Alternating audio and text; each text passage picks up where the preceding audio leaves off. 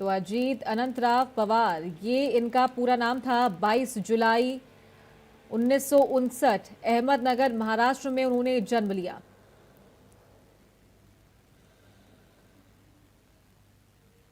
तो nationalist Congress party से उन्होंने शुरुआत की थी। 6 बार वो उप मुख्यमंत्री रहे हैं महाराष्ट्र के। जल संसाधन जैसे महत्वपूर्ण विभाग उनके पास रहे हैं। तो महाराष्ट्र के उप मुख्यमंत्री, डिप्टी सीएम थे अजीत पवार। राष्ट्रवादी कांग्रेस पार्टी एनसीपी के राजनेता थे। तो शरद पवार के भतीजे थे अजीत पवार। और महाराष्ट्र की राजनीति में इनकी काफी अच्छी पकड़ थी। काफी लंबे समय से राजनीति में थे। विधानसभा में अजीत पवार के 41 विधायक हैं। तो जमीन से जुड़े हुए नेता इन्हें कहते थे लोग। हादसे की अगर बात करें तो बारामती में प्लेन क्रैश हुआ। लैंडिंग के वक्त ये विमान हादसा हुआ है। सुबह 8:45 बजे ये हादसा हुआ और अजीत पवार समेत 5 लोगों की मौत हो गई है। 5 लोग इस विमान में सवार थे।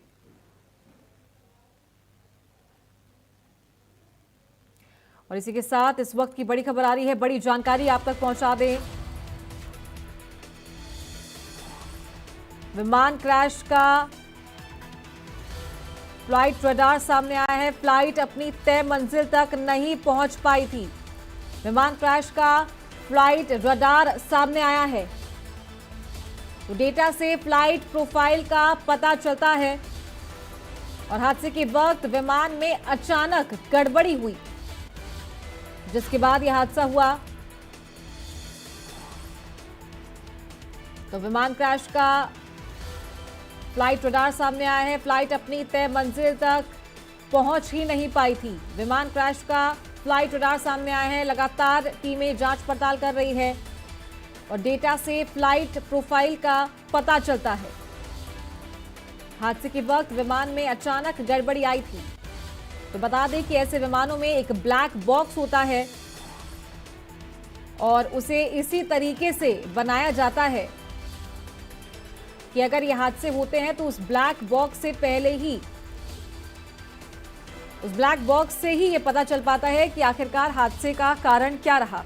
तो उस ब्लैक बॉक्स को खंगाल रही है जो टीमें वहां पर जुटी हुई है। उस ब्लैक बॉक्स को खंगालने के बाद जांच पड़ताल होगी कि आखिरकार कैसे ये हादसा हुआ, क्या इसके पीछे बड़ी वजह रही। तो लैंडिंग के वक्त अजीत पवार का प्लेन क्रैश हुआ था। अचानक उसमें गड़बड़ी आई थी और अपनी मंजिल तक नहीं पहुंच पाया था। तो 5 लोग इस विमान में सवार थे जिनकी मृत्यु हो गई है।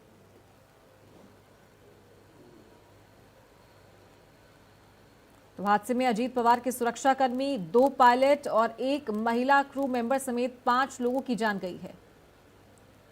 तो अजीत पवार महाराष्ट्र पंचायत चुनाव के लिए बारामती में जनसभा को संबोधित करने के लिए जा रहे थे और उसी वक्त यह हादसा हुआ है।